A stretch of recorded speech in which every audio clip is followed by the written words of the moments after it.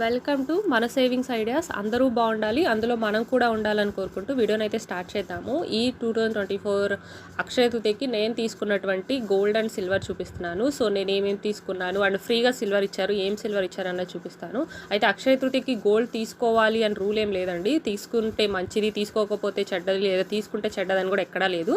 But ఇన్వెస్ట్మెంట్లో ఉంటుంది అన్న పర్పస్తోనే ఒక్కొక్క అకేషన్స్ పెట్టి తీసుకుంటాను. ఇలా అక్షయ తృతీయ కానీ, వరలక్ష్మి వ్రతం కానీ, దీపావళికి కానీ, లేదా నేను అకేషన్స్కి సో అలా తీసుకున్నది అనమాట. సో ఎవరన్నా తీసుకుంటే మీరు కూడా నాకు కామెంట్ చేయండి ఏం తీసుకున్నారని. సో నేనైతే ఒక 2 grams గోల్డ్ కాయిన్ తీసుకున్నాను అండ్ ఆర్నమెంట్ తీసుకున్నాను. ఏం ఆర్నమెంట్ అండ్ ఎంత రేట్ పడింది, ఎంత వెయిట్ ఉందని చూపిస్తాను. ఇది వచ్చేసరికి 2 grams 24 carats అనమాట.